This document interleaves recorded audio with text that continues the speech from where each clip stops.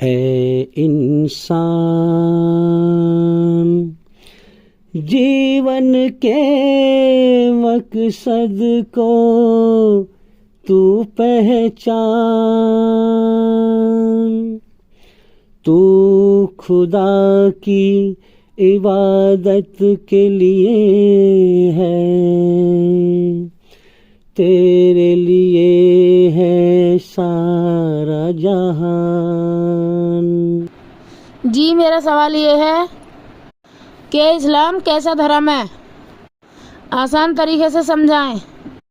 भाई बहुत अच्छा सवाल किया है कि इस्लाम कैसा धर्म है। बहुत बढ़िया सवाल है। जवाब भी इसका हम बहुत ज़बरदस्त देंगे। जो भी हमारे भाई या बहन हमें यूट्यूब पे सुन रहे हैं वो वीडियो को पूरा सुने और ध्यान को ना भटकाएं, पूरे ध्यान के साथ सुने।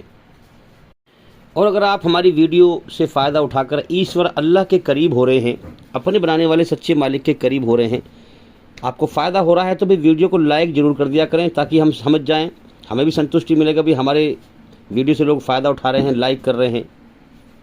चैनल से पैसा कमाना हमारा मकसद नहीं है, लेकिन हमें खुशी होगी कि भाई इतने लोग हमारे चैनल देख रहे हैं और फ़ायदा उठा रहे हैं। आप कहीं से भी लाइक और कमेंट करेंगे तो हमें मालूम हो जाएगा, और अगर आप चैनल पर नए हैं सब्सक्राइब करेंगे तो हमें मालूम हो जाएगा। और आप हमारे चैनल के अंदर जाकर के लंबी वीडियो ज़्यादा देखा करें, यानी सभी वीडियो देखें। लंबी वीडियो में ज़्यादा और गहरा ज्ञान होता है जो ईश्वर से जोड़ता है, अल्लाह से जोड़ता है, अंधकार से निकालता है और रोशनी में लाता है। और भाई मैं आपकी रिक्वेस्ट करता हूँ, खुशामद करता हूँ, मिन्नत करता हूँ कि आप जवाब सुनने से पहले एक काम ज़रूर कर लें। वो काम ये है कि हर इंसान गलतियों का पुतला है, जाने अनजाने में, चाहे जानकर चाहे अनजाने में, हर इंसान से गलतियां गुनाह होते रहते हैं। तो आप अपने सच्चे पैदा करने वाले मालिक से एक बार ये प्रार्थना कर लें, ये दुआ कर लें। आप किसी भी धर्म से हों, मालिक सबका एक है, उसके अच्छे नाम अनेक हैं, बहुत सारे हैं। तो आप उसे अच्छे किसी भी नाम से पुकारें। वो मालिक हर समय हर चीज़ को देखता है, वो हमारे मन का, हमारे दिल का हाल जानता है। किसी भी समय उसको पुकारो, वो तुम्हारी पुकार सुनता है। यही सच्चे मालिक की दलील है और पहचान है कि उसे किसी भी समय और कहीं भी पुकारो, वो तुम्हारी पुकार सुनता है। अब आइए मेरे साथ ये बोल आप बोलें और ये प्रार्थना करें कि ए अल्लाह ईश्वर, अब तक की ज़िंदगी में हमसे जाने अनजाने में जो गलतियां, जो गुनाह हुए हैं तेरी रचना के खिलाफ, तूने माफ़ कर दे। मेरे भाइयों, अगर दिल से डर कर उससे ये प्रार्थना करोगे तो वो बड़ा कृपालु, बड़ा दयावान है, वो फ़ौरन माफ़ कर देगा। माफ़ करने वाला है, रहमान है, मेहरबान है। कहो कि या अल्लाह माफ़ कर दे। क्या अल्लाह हमें माफ़ कर दे। फिर कहो या अल्लाह हमें माफ़ कर दे। या अल्लाह हमें माफ़ कर दे। फिर कहो या अल्लाह हमें माफ़ कर दे। या अल्लाह हमें माफ़ कर दे। हाँ, फिर कहो या अल्लाह हमें माफ़ कर दे। या अल्लाह हमें माफ़ कर दे। और जो तेरी तरफ से तेरा सच्चा रास्ता है हमें उसको दिखा दे, उस पर चला दे, और हमें इस दुनिया में भटकने से बचा ले। वयम देवानम सुमतोषाम, है ईश्वर हमें अपना सच्चा मार्ग दिखा दे। इहदिनस सिरातल मुस्तकीम, ए अल्लाह ईश्वर हमें अपना सच्चा रास्ता दिखा दे और हमें उस पर चला दे। मेरे भाइयों, ये प्रार्थना हर वक्त चलते फिरते, उठते बैठते, सोते जागते, हर वक्त ईश्वर से करो। आप अल्लाह से ये दुआ हर वक्त मांगो, उसको पाने के लिए उसी का सहारा मांगो। हर चीज़ उसके सहारे से कायम है। मेरे भाइयों, आप अगर दिल से मांगेंगे तो 100% आपको अपनी राह जरूर दिखाएगा और आपको इस दुनिया में भटकने से बचाएगा, जीवन का सही मकसद समझाएगा, और आपको आपके अंदर अपनी बनी हुई रचना के आधार पर सच को सच ही दिखाएगा, आपको धोखा नहीं खाने देगा। अब आइए ज़्यादा वक्त ना लेते हुए हम जवाब की तरफ चलते हैं और पूरे ध्यान के साथ समझें, बात को सुनें। सवाल था कि इस्लाम कैसा धर्म है। तो इस्लाम ऐसा धर्म है कि जो इस कायनात का, संसार का सच्चा मालिक है, असली मालिक है, ये उसी का धर्म है। और उसकी इस धर्म के असली होने की इस धर्म पर मोहर लगी हुई है, मोहर रची हुई है। अब तुम सोच रहे होगे ये तो बहुत बड़ी बात कह दी भाई, मोहर क्या लगी हुई है? तो मैं साबित करूंगा क्या मोहर लगी हुई है। देखिए, हम कोई भी बात हवाई नहीं करते, उस बात को दलील देकर साबित करते हैं। अब दूसरी बात पर गौर करें भाई, इंसान के अंदर ईश्वर की रची हुई रचना ही इस्लाम है। अब पहले मैं शॉर्ट में थोड़ी सी बात बयान कर दूं ताकि आपको जवाब समझने में आसानी हो कि ईश्वर ने, अल्लाह ने आसमानों पर हमारी आत्माओं को, हमारी रूहों को पहले ही पैदा कर दिया था और हमें पढ़ाई थी। और वो पढ़ाई क्या है? वो पढ़ाई जो हमारे अंदर रचना को रच के भेजा है, वो पढ़ाई, ये रचना है। तो पढ़ाई वहाँ पर पढ़ाई, इस दुनिया में उसने हमें इम्तिहान के लिए भेजा है, अब पेपर लेने के लिए भेजा है, परीक्षा के लिए भेजा है। तो हमारा जीवन ये एक परीक्षा है, यहाँ पर ईश्वर हमारा इम्तिहान ले रहा है। इस बात को समझ लें पहले भाई। अब देखिए, मैंने कहा कि इंसान के अंदर ईश्वर की रची हुई रचना ही इस्लाम है। इसका मतलब क्या है? इसका मतलब ये है, जो चीज़ जिस मकसद के लिए बनाई गई हो वो रचना है। जैसे मिसाल के तौर पर इस सूरज जो है, सूरज हम देखते हैं ऊपर, ये सूरज किसी के बंधन में बंधा हुआ है। बंधन में बंधना ये दलील है कि इसे किसी ने बनाया है। बात समझे ध्यान से, इसीलिए बंधन में बंधा हुआ है। अब खुदा, अल्लाह, ईश्वर वो है, इस कायनात से उसे पहचाने भाई कि इस कायनात की हर चीज़ पर उसका हुक्म चलता है, मगर जो है खुदा पर किसी का हुक्म नहीं चलता। खुदा का कानून सब पे चलता है, मगर खुदा के ऊपर किसी का भी कानून नहीं चलता। अब ये मैं हवाई फायर नहीं मार रहा, अकल से थोड़ा सा जोर डालो और गौर करो। मान लो खुदा इस कायनात को चला रहा है, एक कण भी खुदा के सिवा इस कायनात का किसी ने नहीं बनाया, ठीक है? और एक कण भी इस कायनात का खुदा के सिवा कोई नहीं चला रहा है। जो चला रहा है वही अल्लाह, ईश्वर, खुदा है। वो एक है, उसके अच्छे नाम अनेक हैं, ठीक है? तो ये तो आपको दिख रहा है ना कि कायनात चल रही है।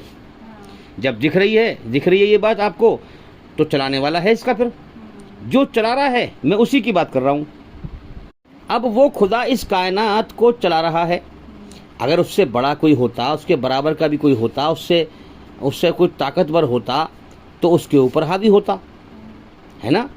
तो फिर जो वो काम कर रहा होता, उस काम में छेड़छाड़ होती, फिर गड़बड़ी होती, तो इस कायनात के चलने के सिस्टम में खराबी आती। फिर नहीं आ रही बात समझ में भाई? मैं किसी काम को कर रहा हूँ, ठीक है, ज़मीन में मैं जो है कोई काम कर रहा हूँ। अब कोई मेरे ऊपर, कोई मुझसे ताकतवर आ जावे, कोई मुझसे बड़ा ताकतवर कोई आ गया, उसने आके मुझे पकड़ लिया। अब मैं जो अपने हाथों से काम कर रहा था, अपने दिमाग से, हाथों से, आंखों से देखकर, है ना, तो उस काम में गड़बड़ी हो जाएगी जब मुझे कोई पीछे कराकर पकड़ लेगा, मुझे कोई। बात समझें? तो जब मेरे हाथ पैर पकड़ लिए जाएंगे, है ना, या मैं कोई बारीक काम कर रहा हूँ और जरा सा भी कोई मेरे ऊपर हाथ रख देगा, है ना, तो जैसे मिसाल के तौर पे मैं सिलाई कर रहा हूँ भाई। अब मैं सिलाई मार रहा हूँ लब की या पैर की, बारीक सिलाई जो वैसी होती है, मैं उसको मार रहा हूँ। उस पर तेज ध्यान की ज़रूरत है।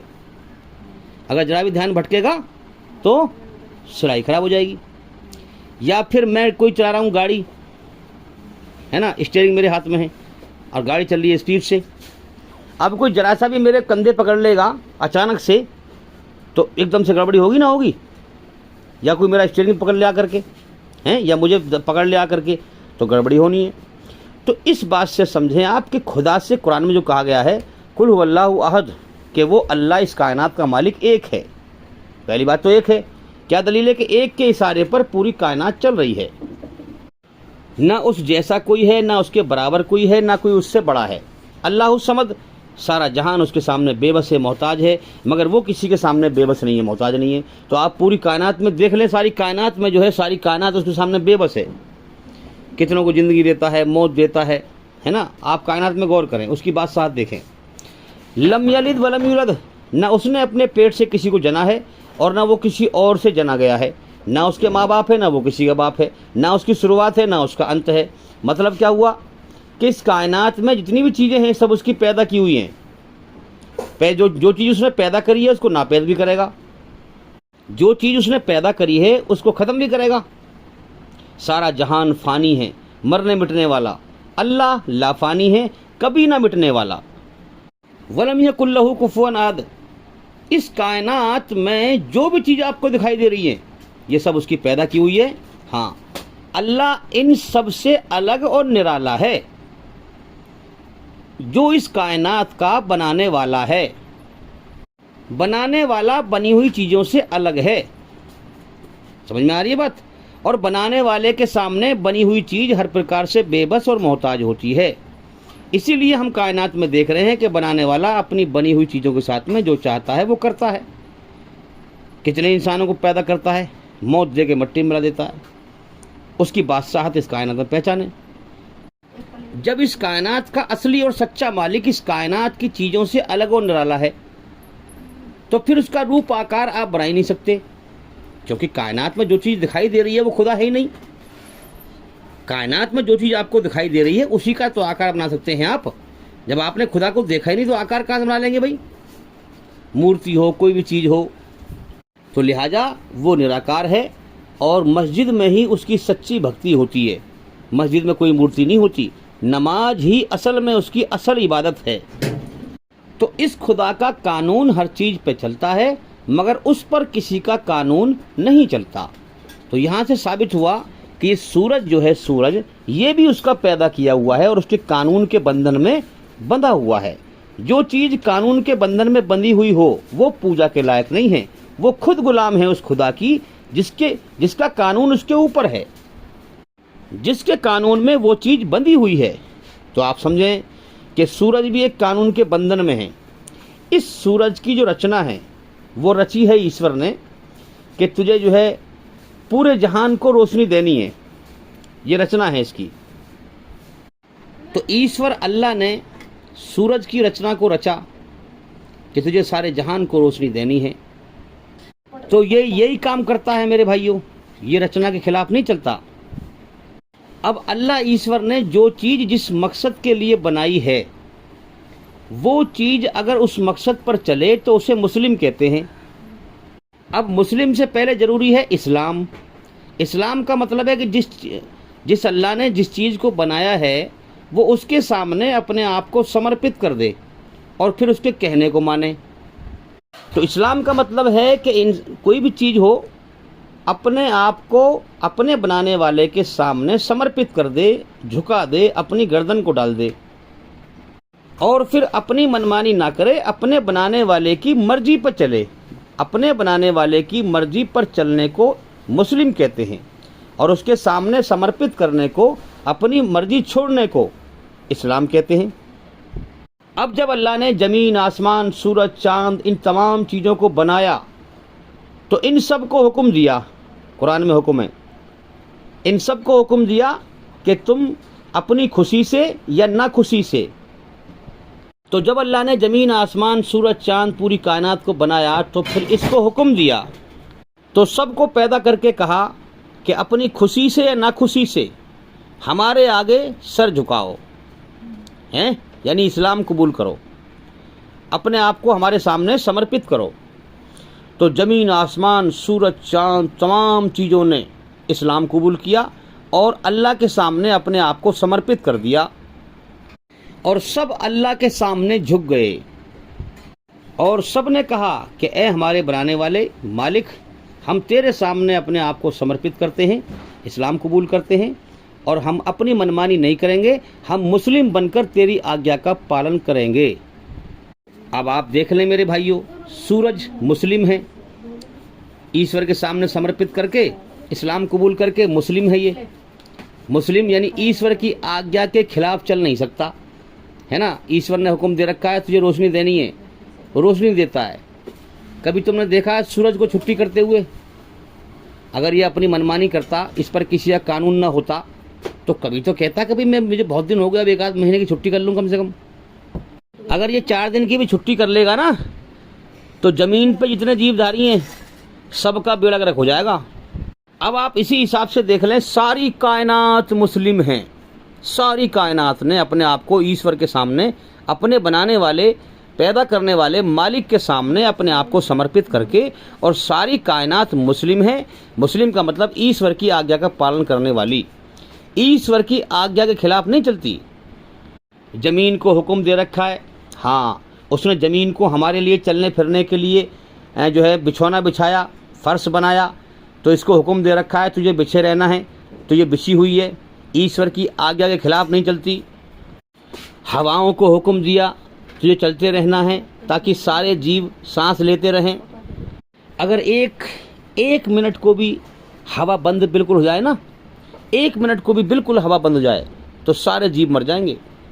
इसी प्रकार से आप सारी कायनात को चेक कर लें भाई, जो चीज़ ईश्वर ने, अल्लाह ने जिस मकसद के लिए बनाई है वो उस मकसद पर चल रही है, वो मुस्लिम है, ईश्वर की आज्ञाकारी है।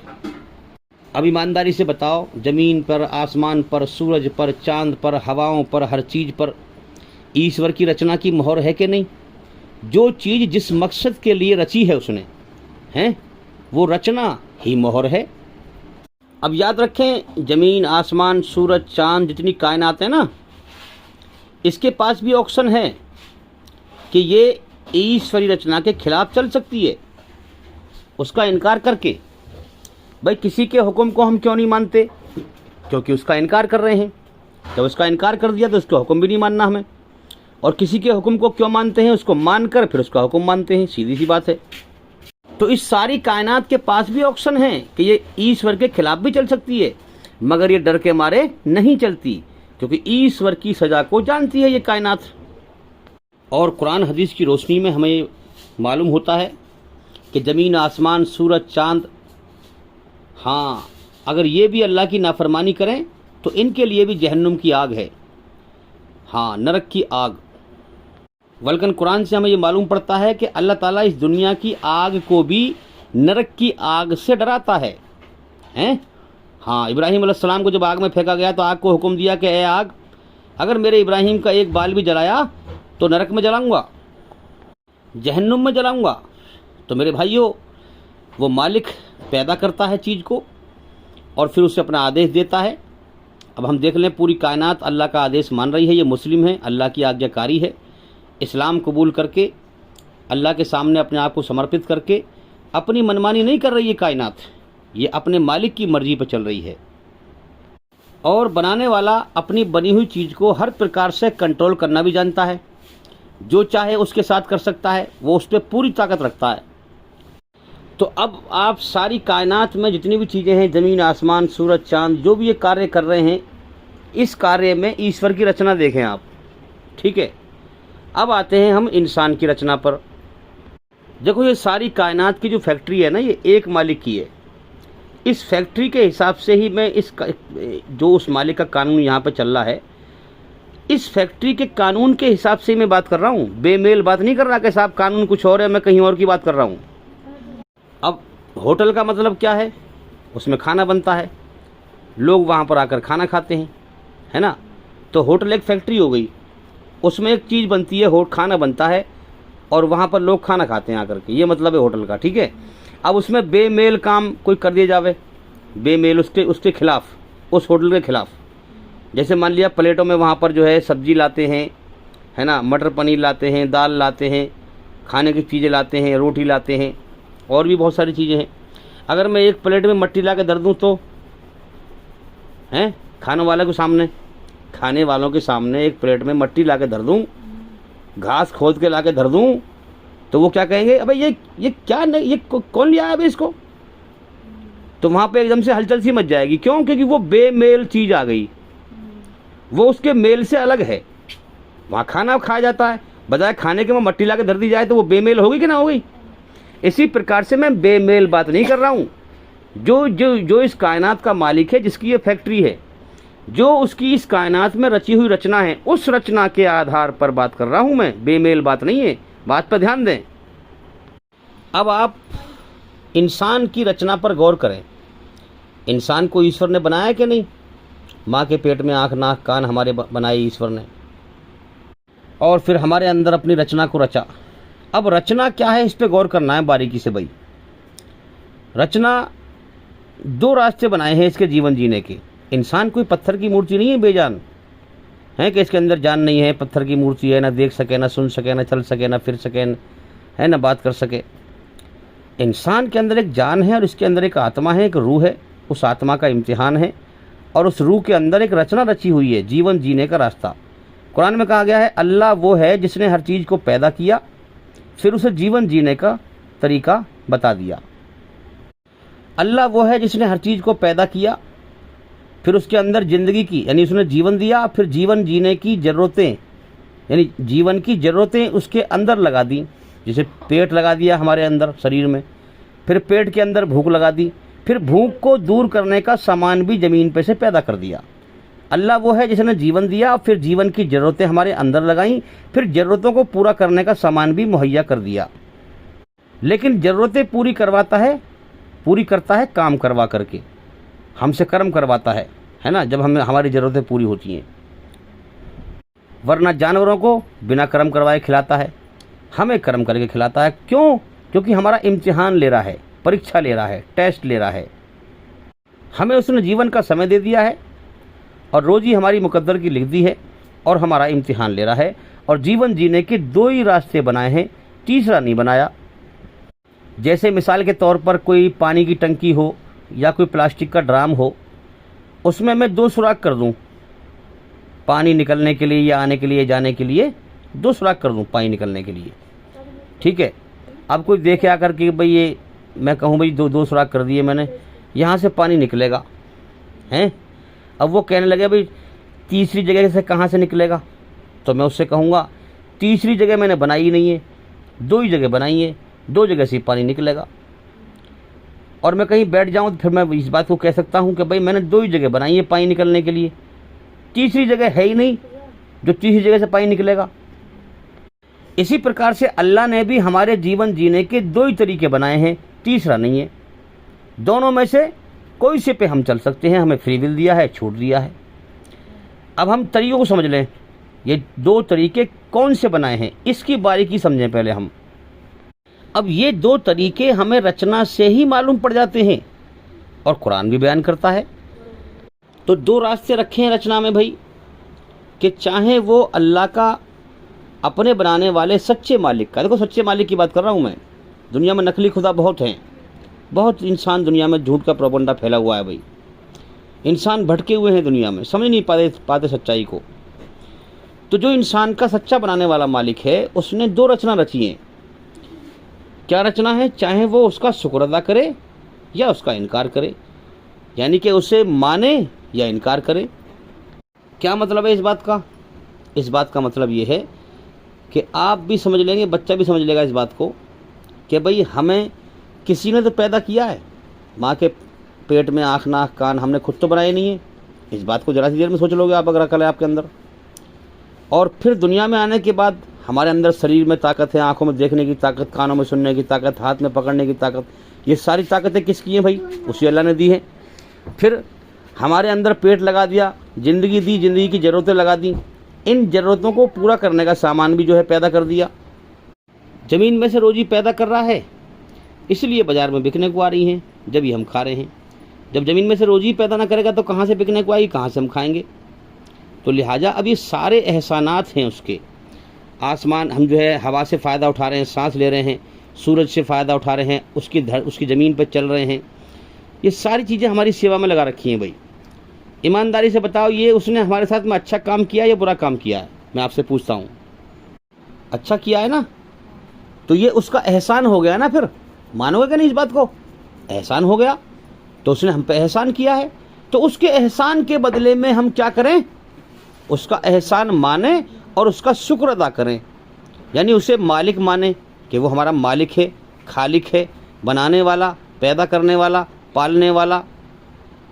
अब जो उसे मालिक मानेगा उसका एहसान मानेगा कि उसी ने मेरे जीवन की शुरुआत कराई है, गंदे पानी कतरे से मुझे इंसान बनाया है, मुझे खिला रहा है, मुझे पिला रहा है, जीवन का समय दिया है ना। 2 रास्ते सामने कर दिए हैं। तो एक रास्ता तो यह है कि इंसान सच पे गौर करके और उसे मालिक पहचाने और फिर उसके एहसान को समझे कि मुझे खिला रहा है, पिला रहा है, तो लिहाजा फिर उसके एहसानों का एहसान माने और उसका शुक्र अदा करे। पानी पिए तो उसका शुक्र अदा करे, खाना खाए तो उसका शुक्र अदा करे, तो हमें बनाने में और हमारी रचना को बनाने में ईश्वर की जो सोच और समझ है वो ये है, इसी रास्ते की है कि मुझे मालिक पहचान इस दुनिया के अंदर है, मेरी कारीगरी से, मेरी कुदरत से मुझे पहचान, मैं तेरा मालिक हूँ और तुझे मैंने पैदा किया है। तो कुछ ना था, तुझे इंसान बनाया मैंने, तेरी शुरुआत करी जीवन की, तो तू मुझे पहचान, मैंने अपनी पहचान के लिए ये सारा संसार बनाया है। तो तू मुझे मालिक पहचान और मेरे एहसानों को पहचान और मेरा एहसान मान, मेरा शुक्र अदा कर और मुझसे मोहब्बत कर। क्योंकि जाहिर सी बात है, जब किसी का कोई एहसान हम देखेंगे तो जो कोई एहसान हमारे ऊपर करेगा तो एहसान की तासीर मोहब्बत, कोई भी हम पे अगर भूखे थे, हमें किसी ने खाना खिला दिया तो एहसान उसका मानेंगे हम। अगर मानेंगे एहसान तो उससे अपना आप ऑटोमेटिक मोहब्बत हो जाएगी, और मोहब्बत हो जाएगी तो फिर ऑटोमेटिक हम उसकी तारीफ़ पूछेंगे भी आप कहाँ के हैं, कौन हैं, है ना, इसी प्रकार से। तो फिर हम उसका शुक्र भी अदा करेंगे। ये चीज़ें अपने आप इंसान के अंदर पैदा होंगी, ये रचना के अंदर रच दिया है ईश्वर ने इस प्रकार से। तो अब हम जब ईश्वर की पहचान करेंगे भाई कि हमें किसने पैदा किया है, हमें कौन खिला रहा है, कौन पिला रहा है, ज़मीन में से कौन रोजी पैदा कर रहा है, तो हम ईश्वर की पहचान करेंगे, उसे मालिक पहचानेंगे, है ना। फिर उससे जो है शुक्र अदा करेंगे, उसका एहसान मानेंगे, उससे मोहब्बत करेंगे। अब सारी दुनिया धोखा है, आप देख लें, लेके माँ बाप भाई बहन जिसको भी हम अपना समझते हैं, दुनिया में हर चीज़ दिल तोड़ती है भाई। कभी कोई इंसान नरम बोलता है, कभी गरम बोलता है ना, तो दिल जरूर तोड़ती है हर चीज़। अब दिल टूटना इंसान पसंद नहीं करता भाई, इस बात पे गौर करें आप। हर इंसान मीठे बोल का मोहताज है। बात समझ में आ रही है? मोहताज का मतलब क्या है? यानी वो मोहताज है कि सब मुझसे मीठे बोलें, कड़वा कोई ना बोले। ये भी इंसान के अंदर स्वर्ग की इच्छा है, जन्नत की इच्छा है कि इंसान ये चाहता है अपनी जात में, अपने अंदर से, कि सब मुझसे मीठे बोलें, कड़वा कोई ना बोले। यहाँ तक कि छोटा सा बच्चा भी हो ना, वो भी ये चाहता है कि मुझसे सब मीठे बोलें। जरा से भी आप उससे अकड़ के बोल जाएं या कोई कड़वा बोल जाएं तो उसका मुंह ऐसे बन जाता है जैसे मुंह में नींबू निचोड़ दिया हो। इंसान के अंदर ये जन्नत की इच्छा है कि जो भी मैं देखूं मुझे कोई दुख देने वाली चीज़ ना दिखाई दे, जो भी मैं सुनूं कान से मुझे कोई दुख देने वाली चीज़ सुनाई ना दे, हैं, जो भी मैं सोचूं मुझे कोई दुख देने वाली चीज़ मेरे दिमाग में ना आए। तो ये मेरे भाइयों जन्नत की इच्छाएं हैं। जन्नत में कोई चीज़ ऐसी ना होगी एक कण के बराबर भी जो इंसान को दुख तकलीफ देने वाली हो। अब इसी इच्छा को यहाँ इंसान सोचता है कि मुझे कोई चीज़ ऐसी ना दिखाई दे, ना सुनाई दे जो मुझे दुख देने वाली हो। ये जन्नत की इच्छा है, मगर यहाँ इसका उल्टा होता है। यहाँ तो हर चीज़ इंसान को दुख देने पर लगी हुई है, हर चीज़। अब देखो ना, सगी माँ होती है, बच्चा जब कोई जरा सा भी जो है रोने लगे और कहीं उल्टा काम करने लगे तो फ़ौरन चाटा मार देती है कि नहीं? तो दुख दे दिया माँ ने भी। तो दुनिया और शैतान दोनों दुश्मन हैं इंसान के। जन्नत की इच्छाओं के मुकाबले में, याद रखें, क्योंकि जन्नत की इच्छाएं इसके अंदर। जन्नत क्या है? अल्लाह की रहमत है। रहमत का मतलब उसमें कोई चीज़ ऐसी ना होगी जो दुख तकलीफ देने वाली हो, सब अल्लाह की रहमत ही रहमत होगी। इंसान की आंखों की ठंडक होगी जन्नत। जो देखेगा कोई भी चीज़ तकलीफ देने वाली न होगी। तो मेरे भाइयों, इस जन्नत की इच्छा के हिसाब से ही कहा जा रहा है कि ये दुनिया और शैतान इंसान की दुश्मन है। तो एक रास्ता तो यह है कि अल्लाह को मालिक पहचान ले, है ना, पहचान। उसने अपनी पहचान के लिए तुझे पैदा किया है कि तू बिन देखे उसे पहचाने और उससे डरे और उसकी बनाई हुई रचना के आधार पर झूठ से बचे, सच पर चले, अमन शांति हासिल करे और मौत के बाद अल्लाह की रहमत जन्नत को हासिल करे, जिसकी इच्छाएं तेरे अंदर मौजूद हैं। अब एक रास्ता है इनकार करने का, जो कुरान में कहा गया है कि तू मालिक का इनकार कर, तू उसे मालिक ही मत समझे, अपनी मनमानी से जीवन जी ले, रब को राज़ी मत करे, अपने मन को राज़ी कर ले। यही फ्री विल दिया गया है इंसान को, मन की मर्जी का बादशाह बना दिया है इसको, है ना। अब इनकार कर दे उसकी नेमतें खाता रहे, पीता रहे, उसने जीवन दिया है, उसने पैदा किया है, उसका इनकार कर दे, उसकी नेमतें खाता रहे, पीता रहे, उसकी शुक्र अदा ना करे, ना शुक्री करे, है ना। उसका सच्चा पैगाम आए, इस्लाम का सच्चा पैगाम आया, उसका इनकार कर दिया, उसको ठुकरा दिया, तो उसकी नाशुक्री करी। अब ये जो इस्लाम धर्म में जो कलमा पढ़कर इस्लाम में दाखिल होते हैं, हाँ, इसका मतलब जानते हो आप? इसका मतलब है होशो हवास में अपने मालिक की गवाही देना कि मेरा मालिक है, ला इलाहा इल्लल्लाह। हाँ, सबका इनकार करते हो पहले, जो शैतान ने भटका रखा था ना तुम्हें दुनिया में, 33 करोड़ खुदा हैं, कितने खुदा हैं, कितने गलत रास्तों पर जो है, सबका इनकार। ला का मतलब नहीं है, कुछ नहीं है, नहीं है। हाँ, नहीं है कोई माबूद अल्लाह के सिवा इबादत के लायक। पहले सबका इनकार कराया, फिर सच्चे खुदा का इकरार कराया। पहले पूरी ज़मीन व आसमान के अंदर जो भी चीज़ें हैं सबका इनकार कराया कि इनमें से कोई खुदा नहीं है, ये सब उसकी पैदा की हुई चीज़ें हैं। नहीं है कोई माबूद, माबूद बरहक, बरहक यानी बरहक सच्चा, सच्चा मालिक, माबूद बरहक अल्लाह के सिवा इबादत के लायक, सर झुकाने के लायक, मालिक मानने के लायक, एहसान मानने के लायक, शुक्र अदा करने के लायक। उसी ने जीवन दिया है, वही खिला रहा है, वही पिला रहा है। हाँ, वही मौत के बाद उसने रचना रची है हमारे अंदर। इस रचना के आधार पर वही हमें बदला देगा, अच्छे को अच्छा बदला देगा जन्नत में, और बुरे को बुरा बदला देगा जहन्नुम में। तो कलमे का पहला पार्ट कौन सा है? ला इलाहा इल्लल्लाह, नहीं है कोई माबूद बरहक अल्लाह के सिवा इबादत के लायक। उसी ने मुझे जीवन दिया है, मैं उसी को राजी करूं, उसी का शुक्र अदा करूं, सारा जीवन का समय मैं उसी की पहचान करूं बिन देखे, उसको राजी करूं, उसकी मोहब्बत को हासिल करूं, उसका एहसान मानूं, सबसे ज़्यादा उसी से मोहब्बत करूं, सबसे ज़्यादा कदर उसी की करूं, सबसे ज़्यादा उसी से डरूं, हैं, सबसे ज़्यादा उसी को राजी करूं। कैसे करूं? अब कलमे का दूसरा पार्ट है मुहम्मदुर रसूलुल्लाह, जैसे मोहम्मद सल्लल्लाहु अलैहि वसल्लम ने राजी करके दिखाया, उनकी जीवनी पढ़ के उन्होंने जैसे कर्म करे, ऐसे ही मैं भी अल्लाह को राजी करूं, क्योंकि संसार के सच्चे मालिक ने हर इंसान को पैदा किया है, हर इंसान के अंदर अपनी इसी रचना को रचा है, चाहे मेरा एहसान मान या इनकार कर, हैं। तो इस रचना के आधार पर संसार के सच्चे मालिक ने जो कुरान मजीद में अपना आदेश बताया, फरमाया, वही मोहम्मद सल्लल्लाहु अलैहि वसल्लम ने पूरा करके दिखाया। जीवन का मकसद जो बताया वो पूरा करके दिखाया, और दुनिया के हर इंसान को बताया कि ये है सच्चे मालिक का सच्चा रास्ता। तो पहले क्या किया? मालिक की गवाही दी कि मेरा मालिक है, होश व हवास में, बिना मालिक के अपने आप को आज़ाद न समझा। मालिक की गवाही दी कि ज़मीन व आसमान में जो कुछ है सब उसी का है। हाँ, सारी चीज़ें उसने सेवा में लगा रखी है मेरी। उसने अकल का सही इस्तेमाल करके पहचाना कि हवा मेरी सेवा में लगा रखी है, मैं सांस ले रहा हूँ, मुझे खिला रहा है, मुझे पिला रहा है। बचपन में पैदा हुआ, मेरे माँ बाप के दिल में मेरी मोहब्बत डाल दी, उन्होंने मेरी परवरिश का नज़रिया बना दिया। सारी रहमतें अल्लाह की हैं। जब इंसान गौर करेगा तो अल्लाह ने कहा है अल्हम्दुलिल्लाहि रब्बिल आलमीन, सब तारीफ़ मेरे लिए हैं, मैं सारे जहानों का पालनहार हूँ। और रहमान रहीम, जो बड़ा मेहरबान बहुत रहम करने वाला हूँ। तो मेरे बंदों पहचानो, ये सारी मेहरबानी, सारा रहम मेरा है तुम्हारे ऊपर। जब तू हकीकत पर, देखो धोखे पे नहीं, झूठ पे नहीं, हकीकत पर गौर करेगा, सच पर गौर करेगा, तो तू हर चीज़ में अपने ऊपर मेरी ही रहमत पाएगा। तो पहले तो है मालिक का इकरार करना, गवाही देना कि मेरा मालिक है, होश व हवास में, देखो, है ना। उसके बाद फिर क्या है? इस्लाम कबूल करता है इंसान। इस्लाम कबूल कर लिया उसने, उस मालिक के सामने अपनी गर्दन को झुका देता है, फिर अपनी खुशी से। यहाँ ज़बरदस्ती नहीं है। बहुत से लोग अफवाह फैलाते हैं कि इस्लाम तलवार से फैला, ज़बरदस्ती से फैला। अरे मेरे भाई, ईश्वर ने खुद इम्तिहान लिया है, फ्री विल दिया है, इंसान को उसकी मन की मर्जी का बादशाह बना दिया है, और फिर हुक्म दिया है कि तू अपनी मर्जी से, अपनी खुशी से मेरे सामने समर्पित कर। ज़बरदस्ती अगर करना चाहे ईश्वर, तो इस धरती पर ईश्वरी रचना के खिलाफ एक कण के बराबर कोई चल नहीं सकता। मुझे बताओ, इतनी बड़ी ताकत है वो, हैं, ज़मीन उसके कब्जे में, आसमान उसके कब्जे में, हर चीज़ उसके कब्जे में। अगर वो इंसान पर ज़बरदस्ती करना चाहे तो कोई एक जर्रे के बराबर, एक कण के बराबर भी धरती पर जुल्म कर सकता है? फिर मैं आपसे पूछ रहा हूँ, तो ये शैतान है जो अफवाह फैलाते हैं कि इस्लाम तलवार के बल पे फैलाई, झूठ है, बकवास है निरा।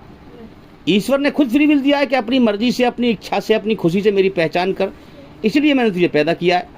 मुझे पहचान कर, मेरे सामने अपने आप को समर्पित कर, मेरा एहसान मान, मेरा शुक्र अदा कर, मेरी मोहब्बत को हासिल कर, मर के आ मेरे पास, फिर मेरा इनाम का हकदार बन जाएगा तू। अब मालिक की गवाही देकर इस्लाम कबूल किया। इस्लाम कबूल का मतलब क्या है? जो सच्चा बनाने वाला इंसान का मालिक है, उसके सामने अपने मन ही मन में अपने आप को सरेंडर कर दिया, अपनी गर्दन को झुका दिया। अब सरेंडर करने का मतलब क्या, ये भी समझ लें हम। अब हम समझें कि हर चीज़ की जड़ होती है कि नहीं भाई? हर चीज़ की जड़ होती है। इसी प्रकार से अच्छाई की जड़ क्या है और बुराई की जड़ क्या है? अच्छाई की जड़ है एक मालिक को होश व हवास में मानना और उसका हुक्म मानना, मानी मालिक को मानना और उसका हुक्म मानना, मालिक को पहचानना और उसका अधिकार उसी को देना। जीवन का मकसद समझना कि उसने क्यों पैदा किया है, उसके साथ किसी को शरीक न करना, पार्टनर न बनाना। उसकी जात और सिफात में, जात का मतलब वो एक है, दो खुदा ना बनाओ, तीन ना बनाओ, चार ना बनाओ, वो एक है, ठीक है, जात में एक है वो। सिफात का मतलब क्या है, पालने वाला वही है ना, दुख दूर करने वाला वही, मुसीबत दूर करने वाला वही, रहम करने वाला वही, करम करने वाला वही। तो अब वही है पालने वाले। अब उसकी पालने की जो सिफत है, अल्लाह ही पालता है। सिर्फ अल्लाह के साथ पालने में किसी को शरीक ना करो कि मुझे फलां बाबा भी खिला सकता है, फलां देवता भी खिला सकता है, हैं, फलां भी मुझ पर रहम कर सकता है। नहीं, जो अल्लाह की सिफात हैं, जो तुम्हारे ऊपर करम और रहम कर रहा है, वो जो सारे एहसान कर रहा है, इन एहसानों में किसी और को शरीक ना करो। इसी पहचान के लिए तुम्हें पैदा किया गया है, इसी मकसद के लिए तुम्हें पैदा किया गया है। इय्याका नअब्दु व इय्याका नस्तईन, ए अल्लाह हम तेरी ही इबादत करते हैं, तेरी आगे सर झुकाते हैं और तेरी ही आगे हाथ फैलाते हैं। जो भी तुम पे एहसान हो रहे हैं इस कायनात में, वो एक अल्लाह ही कर रहा है। उसी को मानो कि वही करता है, किसी और को उसके साथ शरीक न करो।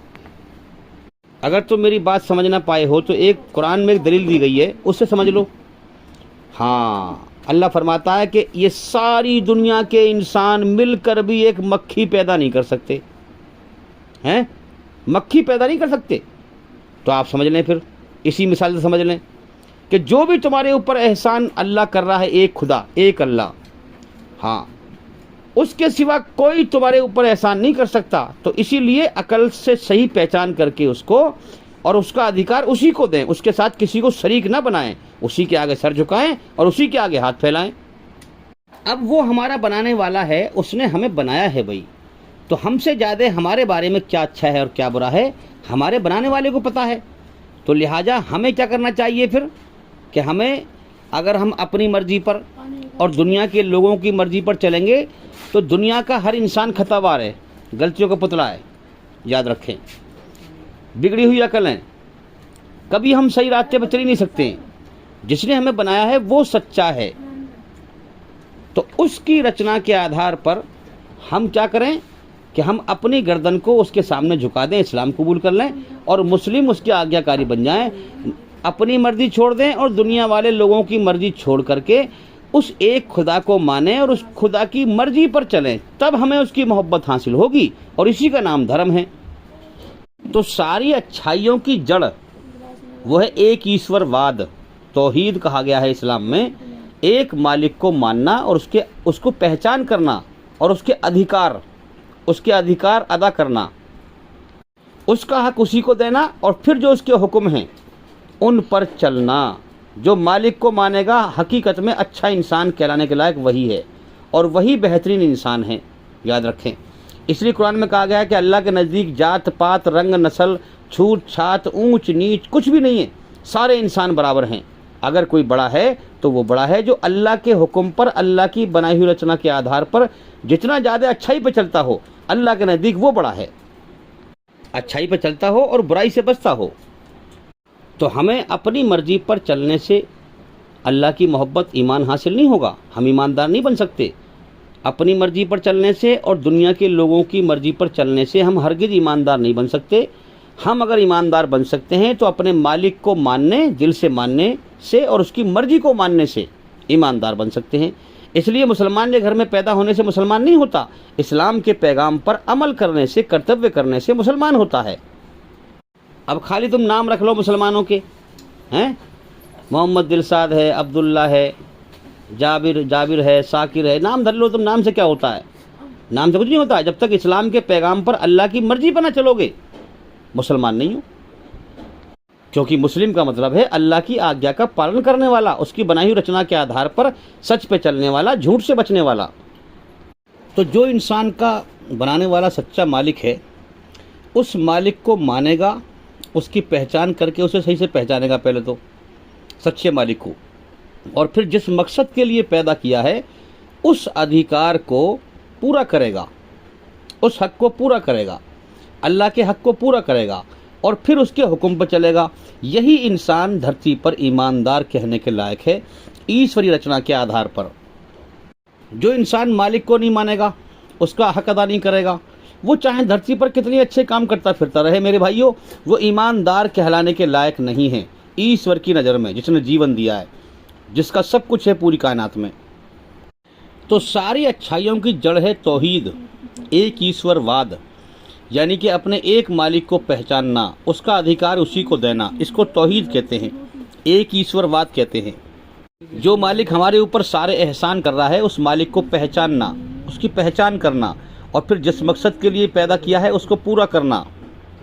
तो पहले मालिक की गवाही देना, पहचानना उसको, और फिर अपने आप को उसके सामने समर्पित कर देना, फिर मुस्लिम बन जाना, उसको आज्ञाकारी बनना, अपनी मर्जी छोड़कर, दुनिया वालों की मर्जी छोड़कर उसकी मर्जी पर जीवन जीना।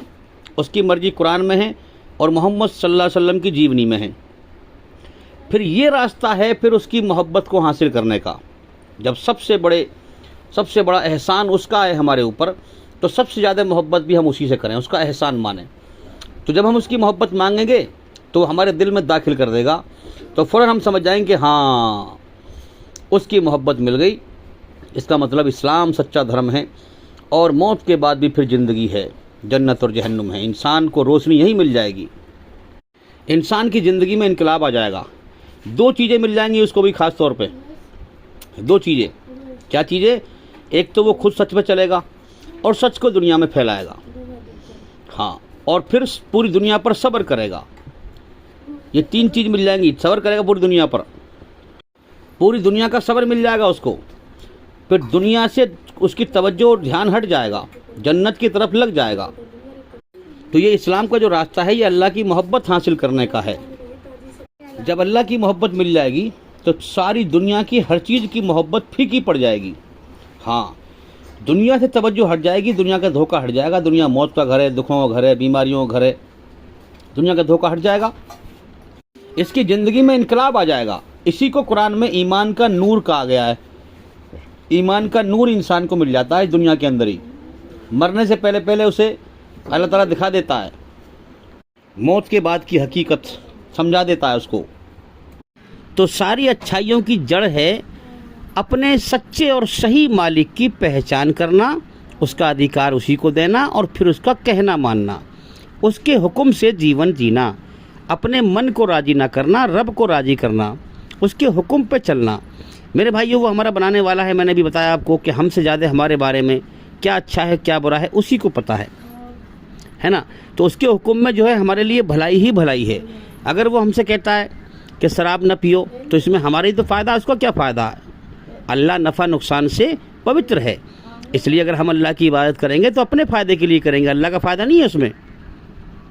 मालिक को सही मानने वाले की पहचान ये है कि वो अपने सही मालिक की पहचान करके उस एक मालिक को मानेगा और उसके साथ किसी को शरीक न करेगा, उसके अधिकार उसी को देगा और उसी एक के कहने पर चलेगा, तब जाके उसे ईमान हासिल होगा। अब इस्लाम धर्म के अंदर भी लोगों ने जो है मिलावट कर रखी है, फ़िरक़ों में बटे हुए हैं, लेकिन याद रखें कुरान में मिलावट नहीं है। हाँ, कुरान में कोई बात बेमेल नहीं है, सारी ही बातें अच्छाई पर चलाने की हैं और पूरी तरह बुराई से बचाने की हैं, कोई बातें बेमेल नहीं है। जो कुरान अरबी में है उसमें कोई दुनिया में मिलावट कर ही नहीं सकता, क़यामत तक अल्लाह उसकी रक्षा करेगा और अब तक करिए। अब आपको मेहनत करके पहचानना है कि अल्लाह की मर्ज़ी क्या है। अल्लाह की मर्ज़ी यही है कि एक मालिक को पहचानना, उसके अधिकार उसी को देना, जो भी कुछ हमारे साथ वो एहसान कर रहा है, हमारे ऊपर रहम कर रहा है, दुनिया में खिला रहा है, पिला रहा है, जो भी कुछ कर रहा है, उन एहसानों में किसी को शरीक न करना और उस मालिक को एक मानना, उसकी जात और सिफ़ात में किसी को शरीक न करना और उसका कहना मानना, ये है सही इस्लाम। और आप हमारे चैनल के अंदर जाकर के एक एक करके सभी वीडियो देखें और सुने। हमारे चैनल के अंदर सही इस्लाम है, अल्लाह की मर्ज़ी क्या है वही बताई गई है।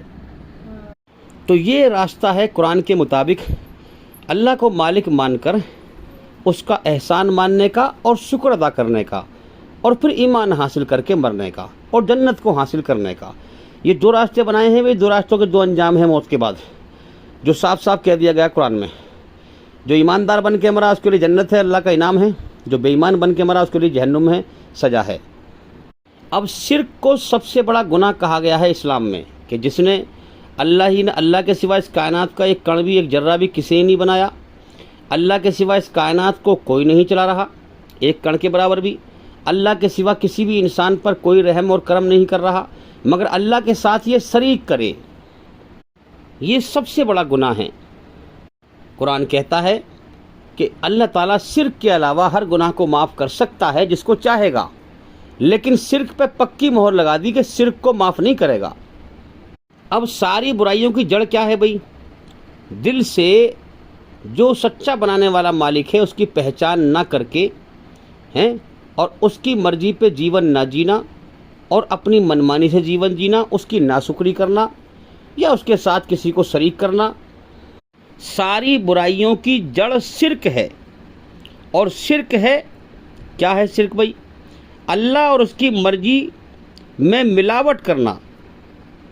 याद रखें, ईश्वरी रचना के आधार पर ईश्वर अल्लाह की मर्जी पूरी बुराई से शुद्ध है, इसीलिए कुरान में कोई भी बात बेमेल नहीं है। इसके अलावा दुनिया की हर किताब में बातें बेमेल हैं। इसीलिए कुरान मजीद में सूरह शम्स में संसार का सच्चा मालिक 11 कसमें खाकर फरमाता है कि मरने के बाद वही कामयाब होगा।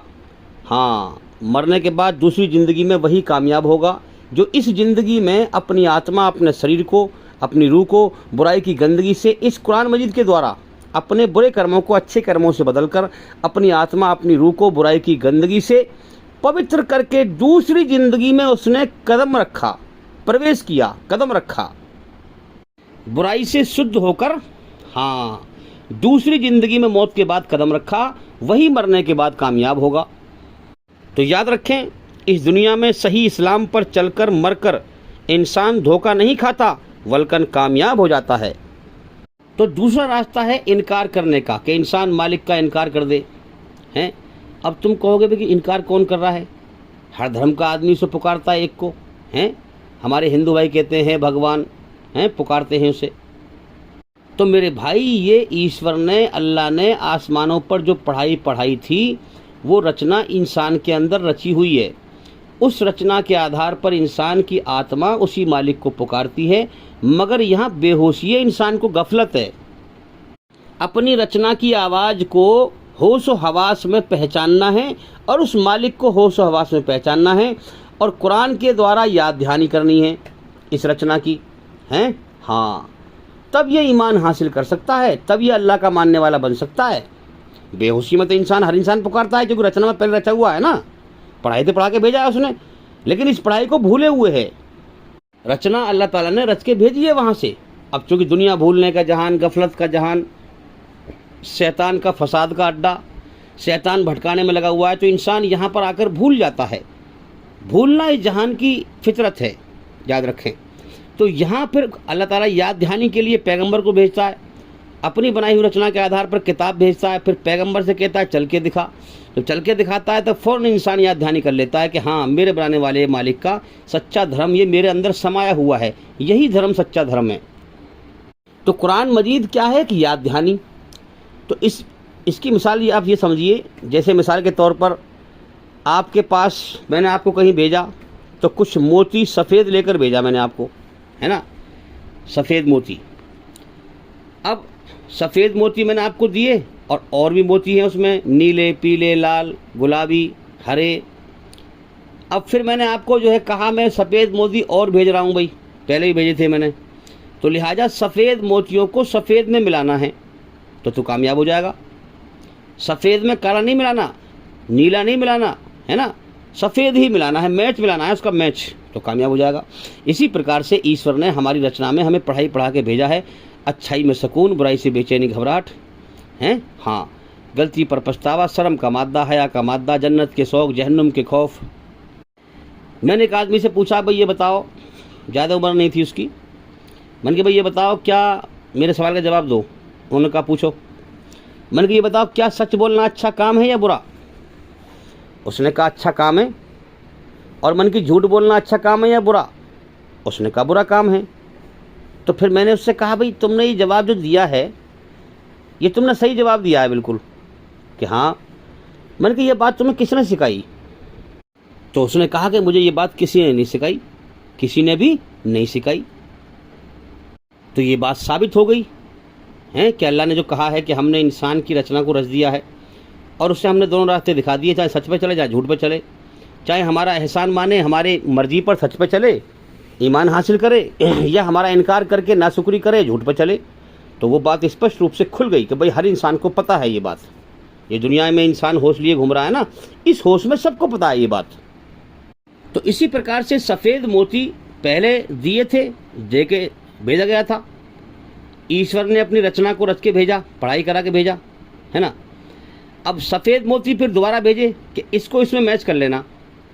अब कुरान भेजा उसी रचना के आधार पर। अब अपने अंदर की रचना और कुरान से, कुरान की रचना, कुरान को, दोनों को पहचान ले, तुझे ईमान मिल जाएगा, सच को तो समझ जाएगा। अपने अंदर के मोती जो माँ के पेट से रचना में लेके आया है, ईश्वरी रचना, जीवन जीने का तरीका, और फिर कुरान के मोती सफ़ेद, अपने अंदर के मोती सफ़ेद, इन दोनों को मैच कर ले तो सच को समझ जाएगा, धोखा तुझ पर से हट जाएगा, गुमराही से बाहर निकल जाएगा, हकीकत को पहचान जाएगा, ईमान की रोशनी मिल जाएगी। ईश्वर ने तुझे सफ़ेद मोती लेकर माँ के पेट से बाहर भेजा है, रचना को रच के भेजा है, ठीक है। अब सफ़ेद मोती ही उसने कुरान में भेजे हैं। इस सफ़ेद मोती कुरान के अंदर हैं, तो अपने सफ़ेद और इस सफ़ेद से मैच कर लेगा तो तुझे ईमान मिल जाएगा। कुरान के अलावा तो दुनिया में कहीं भी घूमेगा तुझे सफ़ेद मोती नहीं मिलेंगे, कहीं काला मिलेगा, कहीं नीला मिलेगा, कहीं पीला मिलेगा, कहीं हरा मिलेगा। तेरे जो अंदर की रचना है इसका मैच नहीं मिलेगा। हाँ, सब बेमेल मोती मिलेंगे, मोतियों का मेल नहीं मिलेगा। जब बेमेल मिलेंगे तो मेल मिलेगा नहीं। तो बेमेल चीज़ तो भाई बेकार होती है, कामयाब तो होती नहीं। जिसका मेल मिलता है वही कामयाब है।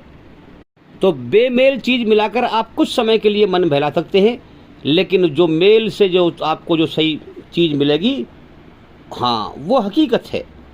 तो आप अगर रचना के आधार पर सच्चे धर्म को समझेंगे कुरान में, तो उससे आपको हकीकत में शांति मिलेगी और ईश्वर ईमान का नूर देगा, रोशनी देगा, आपके अंदर हकीकत बिठा देगा।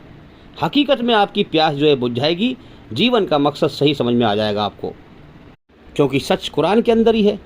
झूठ से दिल बहलाने से, हाँ, कभी भी इंसान को हकीकत वाली शांति नहीं मिल सकती। सच्चाई छुप नहीं सकती झूठे उसूलों से, और खुशबू आ नहीं सकती कागज़ के फूलों से। जो सचमाच का फूल है, हकीकत का फूल है, उसकी बात अलग है, उसमें खुशबू होती है, उसकी अलग बनावट होती है, और एक कागज़ का फूल होता है बनावटी। दोनों में कितना फ़र्क है। जो सच पे चलेगा वो हकीकत वाला ईमान हासिल करेगा और अमन शांति हासिल करेगा। जो झूठ से दिल बहलाएगा वो हकीकत वाली शांति नहीं मिलेगी उसको भाई, वो मौत के बाद धोखा खाएगा। अब आप पूरी दुनिया में देखेंगे, अगर इंसान अपने मन को शांत करके गौर करे रचना के ऊपर, तो इंसान का मन ये चाहता है कि मैं पूरी तरह बुराई से बचकर और पूरी तरह अच्छाई पर चलकर अमन शांति हासिल करूं। हकीकत में ये रचना है, ये इंसान का मन चाहता है। अब इस रचना के आधार पर पूरी तरह बुराई से बचाने वाला और पूरी तरह अच्छाई पर चलाने वाला कानून आप दुनिया में चेक करें, आप सिर्फ कुरान और मोहम्मद सल्लल्लाहु अलैहि वसल्लम की जीवनी में ही पाएंगे इस चीज़ को। इसीलिए कुरान में कहा गया है कि मरने के बाद वही कामयाब होगा जो इस कुरान के जरिए से अपने अच्छे बुरे कर्मों को अच्छे कर्मों से बदलकर अपनी आत्मा को बुराई की गंदगी से पवित्र करके मरा। क्योंकि जिसने इंसान को पैदा किया है उसी ने रचना को बनाया है, और ये कुरान रचना के आधार पर उसके आदेश हैं। तो इसलिए जो है इंसान इस कुरान के जरिए से अब पूरी तरह बुराई से बच सकता है और अच्छाई पर चल सकता है। अपनी गर्दन को ईश्वर के सामने, अपने बनाने वाले सच्चे मालिक के सामने झुकाकर और मुस्लिम उसका आज्ञाकारी बनकर, अपनी मनमानी छोड़कर उसकी मर्जी पर चलकर। तो भाई याद रखें, दूसरा रास्ता है इनकार का, इनकार कर देना या उसके साथ शरीक करना। तो ये तो बेहोशी में पुकारते हैं लोग, क्योंकि रचना में रचा हुआ है एक ईश्वर को पुकारना। अल्लाह ने धर रखा है पहले ही, उसने अपनी मोहर लगा रखी है। मैंने बताया नहीं था आपको, उसने अपनी मोहर लगा रखी है। हर चीज़ के ऊपर मौत का दाग लगा रखा है, उसने मोहर लगा रखी है। कुल्लू नफ्सिन जायक़तुल मौत कुरान में कहा है उसने कि हर जीरू को, हर जानदार को मैं मौत का मदद चखाऊंगा। तो सूरज के माथे पर मौत का दाग, चांद के माथे पर मौत का दाग, ज़मीन के माथे पर मौत का दाग, आसमान के माथे पर मौत का दाग, सबके माथे पर मौत का दाग लगा रखा है उसने भाई। तो इसी प्रकार से मैंने आपसे कहा कि संसार के सच्चे मालिक की सच्ची मोहर इस्लाम पर लगी हुई है, मगर अकल वालों के लिए, पहचान करने वालों के लिए याद रखें, जो अल्लाह का एहसान मानेंगे, उससे डरेंगे, उसका शुक्र अदा करेंगे, सच्चाई पे गौर करेंगे, सच्ची बात को सुनेंगे, फिर वो समझ जाएंगे, उनका ईमान मिल जाएगा। और जो अपने घमंड में अल्लाह का इनकार करेगा, उससे डरेगा नहीं, मनमानी से जीवन जिएगा, सच्ची बात को सुनेगा नहीं, वो अंधेरे में डूब के मर जाएगा और नरक की आग में जाएगा। अब देखो, अल्लाह ईश्वर ने रचना में औरत के अंदर शर्म व हया रखी है कि नहीं? इस्लाम में आप देख लें कि पर्दा करते हैं कि नहीं, काला बुर्का पहनते हैं, तन को ढांकते हैं, और तन को ढांकने से औरत की को इज्जत मिलती है। जितना शरीर को खोलेगी उतने गली कुत्ते उसके पीछे भागेंगे, बलात्कार हो जाएंगे, बलात्कार आम होंगे। तो इस्लाम धर्म सारी दुनिया में सबसे अलग हटके है। इसी तरह से आप सारी चीज़ें चेक करें, माँ के पेट से लेकर मौत तक जो भी इंसान हरकत करता है, जो भी जीवन जीने के तरीके हैं, सब इस्लाम के अंदर मौजूद हैं। बस आपको सफ़ेद मोती मैच करना है। दुनिया में और भी लोग जीवन जी रहे हैं, और वो भी खा रहे हैं और तरीके से, वो भी पी रहे हैं और तरीके से, वो भी पेशाब कर रहे हैं और तरीके से, लेकिन इस्लाम में जो कुरान में बताया गया है, अपने अंदर का सफ़ेद मोती और उसमें सफ़ेद मोती आप जब मैच करेंगे, जैसे इस्लाम में कहा गया पेशाब करो बैठ के, तुम इंसान हो, जानवर नहीं हो, पेशाब करो बैठ के, पथरीली जगह पर पेशाब ना करो, शीट तुम्हारे ऊपर लौट के आए। पथरीली जगह पर, जो पत्थर की जगह हो, टाइट जगह हो, वहाँ पर पेशाब की छींट ना जाएं, वरना पेशाब गंदा होता है, अपवित्र है, वो तुम्हारे कपड़ों पर छींट आएंगी। तो ईश्वर पवित्र है, पवित्र इंसान को पसंद करता है, तो पाक रहो। और जब पेशाब कर लो तो पेशाब की जगह पर कोई मट्टी का ढिला ऐसा लगाओ जो पेशाब को सुखा ले, जो पेशाब की बूंद तुम्हारे कपड़ों पे, बदन पे ना पड़े। तो आपका दिल फ़ौरन कहेगा कि हाँ ये बात सही है, ये सफ़ेद मोती मेरे अंदर था और ये सामने मैंने यहाँ पाया, ये मैच मिल गया। अब तो इस प्रकार से आप सच्चे धर्म को पहचान लेंगे कि हाँ यार ये मेरे मन की बात है, हैं? इसी प्रकार से दुनिया में कैसे जीना है, सारे तरीके हैं इस्लाम के अंदर मेरे भाइयों।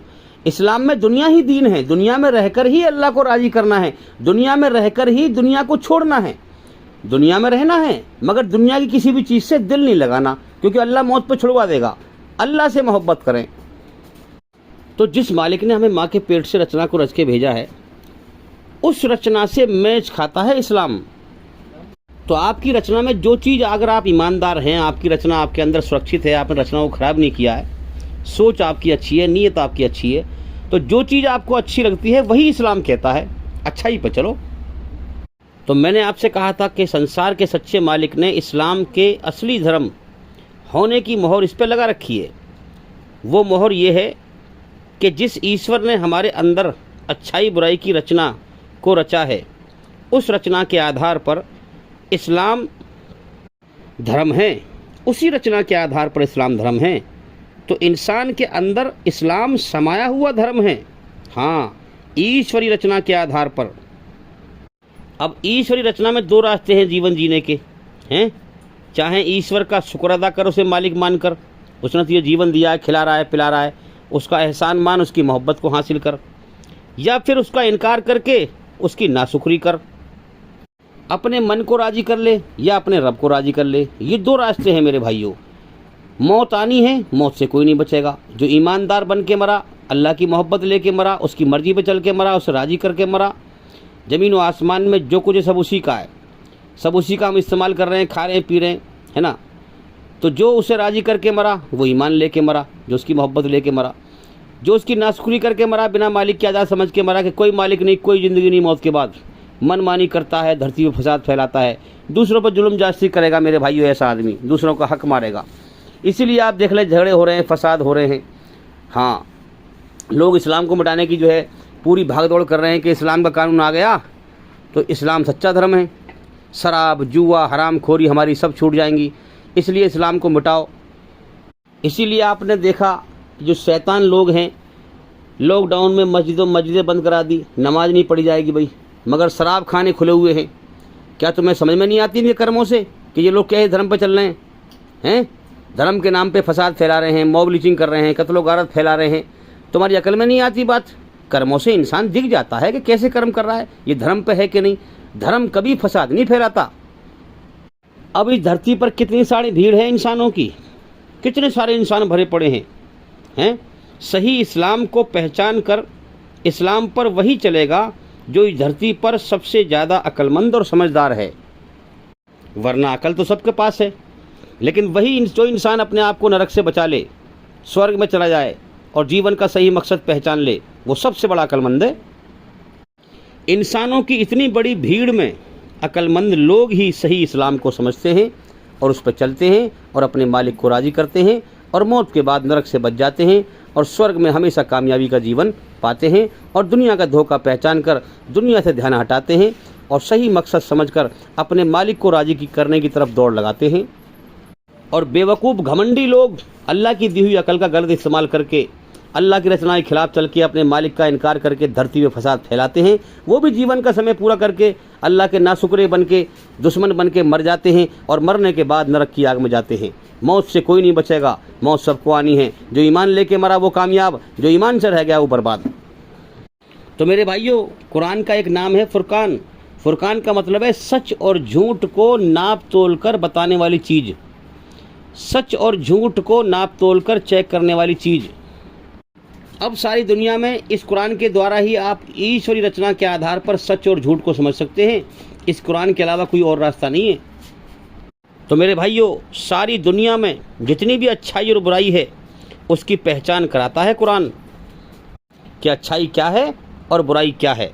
ईश्वरी रचना के आधार पर सारी दुनिया में जितनी भी अच्छाई है उस पर चलाने का उस पर चलाने का और शांति हासिल करने का हुक्म देता है इस्लाम। और सारी दुनिया में जितनी भी बुराई है उससे रोकने और अशांति से बचने का हुक्म देता है इस्लाम। और याद रखें, अल्लाह ईश्वर ने हर इंसान के अंदर ये रचना जो अच्छाई बुराई की रची है ना, ईमानदार बेईमान, ईमानदार बनिए बेईमान बन। हाँ, अल्लाह ने हर इंसान के अंदर ये रचना ईमानदार और बेईमान को छांटने के लिए रची है। ये रचना रची ही इसलिए है ताकि इस रचना के आधार पर ईमानदार को अच्छा बदला दे जन्नत में और बेईमान को बुरा बदला दे जहन्नुम में। तो मेरे भाइयों, ये दुनिया के पीछे ना पड़ो। दुनिया के पीछे जो पड़ता है वो अल्लाह को कभी हासिल नहीं कर सकता, वो ईमान कभी नहीं हासिल कर सकता। ये दुनिया भूलने की जगह है, भटकने की जगह है। तो मेरे भाइयों, ये दुनिया भूल भुलैया हैं। कितने मरने वालों को लोग भूल गए और भूल जाते हैं। यहाँ हर चीज़ मतलबी है, धोखा देने वाली है, फरेब देने वाली है। सारा जहान बेवफा है, अल्लाह वफादार है। जो सारे एहसान हमारे ऊपर कर रहा है, मर कर अल्लाह की तरफ लौटना है। इसलिए इन चीज़ों से दिल हटाएं और अल्लाह से दिल लगाएं। तो मेरे भाइयों, इस दुनिया की भूल भुलैया में जिसने अल्लाह को पा लिया वो कामयाब हो गया और जो इसमें भटक कर मर गया वो नाकाम हो गया। जिस मालिक ने सब कुछ दिया, खिलाया पिलाया, ज़मीन व आसमान में हर चीज़ इसकी सेवा में लगाई, मेरे भाइयों, उसको भूलना सबसे बड़ी नाकामी की भूल बन जाएगी इसके लिए मौत के बाद। तो मेरे भाइयों, अब आप समझे कि इस्लाम कैसा धर्म है। और समझने के लिए मेरे भाइयों, इस्लाम कैसा धर्म है, हमारे चैनल के अंदर हज़ारों वीडियो हैं। यही हमने समझाया है कि इस्लाम कैसा धर्म है। हमारे चैनल के अंदर जा कर के एक एक करके सभी वीडियो देखें और सुने ताकि आप जल्दी से जल्दी इस्लाम की सच्चाई को समझ सकें। इस्लाम नाम से शैतान ने नफ़रत पैदा कर रखी है लोगों के अंदर, जबकि सारी दुनिया में जितनी भी सच्चाई और अच्छाई है वो इस्लाम ही तो है। सच्चाई का नाम ही तो इस्लाम है। और जितनी बुराई है, झूठ है, मक्कारी है, वो गैर इस्लाम है। तो इस्लाम कैसा धर्म है यही हमने समझाया है भाई। इस्लाम क्या है? भूखे को खाना खिलाने का नाम इस्लाम है, प्यासे को पानी पिलाने का नाम इस्लाम है, गरीब को गले से लगाने का नाम इस्लाम है, यतीमों को अनाथों को गले से लगाने का नाम इस्लाम है, धरती पर अमन शांति कायम करने और फसाद को मिटाने का नाम इस्लाम है, इंसान को इंसानियत पर चलाने का नाम इस्लाम है, ईश्वरीय रचना के आधार पर पूरी तरह बुराई से बचाने का और पूरी तरह अच्छाई पर चलाने का नाम इस्लाम है। हाँ, ईश्वर को पाने का नाम इस्लाम है, मौत के बाद नरक से बचाने का और स्वर्ग में ले जाने का नाम इस्लाम है। तो मेरे भाइयों, एक ही बार में हम सारा इस्लाम आपको नहीं समझा सकते। ज्ञान कोई दवाई की पुड़िया नहीं है, मैं आपको पिला दूँ आपको आ जाएगा। ज्ञान तो भाई धीरे धीरे सीखना पड़ेगा। इसलिए जीवन मिला ही इसलिए है ताकि बिन देखे उस मालिक की पहचान करें हम इस वक्त को उसी के लिए लगाएं। ये दुनिया धोखा है, इससे ध्यान हटाएं। यहाँ पर जायज़ ज़रूरत अपनी पूरी करें। अल्लाह हमें भूखा नहीं मारेगा। अल्लाह को राज़ी करें, दुनिया की दौड़ ना लगाएं। अल्लाह को राज़ी करके इस दुनिया के बदले में फिर हमेशा की जन्नत की दुनिया पाएं। हमेशा का जीवन पाएँ, मज़े का जीवन पाएँ। इसलिए भाई हमारे चैनल के अंदर जाकर के एक एक करके सभी वीडियो देखें, और जो लंबी वीडियो हो उसमें गहरी और अच्छी बातें होती हैं, लंबी वीडियो को ज़्यादा देखें भाई। तो भाई मैं उम्मीद करता हूं कि सवाल का जवाब हो गया, और भाई इंशाल्लाह ज़िंदगी रही तो फिर मुलाकात होगी। ज़िंदगी का अगले पल का ही भरोसा नहीं है, ज़िंदगी रही तो फिर मुलाकात होगी। अस्सलामु अलैकुम वरहमतुल्लाहि वबरकातुहू। आप जहाँ पर भी जहाँ जो भी मेरी बात सुन रहे हैं, आप सबको मैं, आप सबके ऊपर अल्लाह की सलामती हो, रहमत हो, ईश्वर की कृपा हो, दया हो।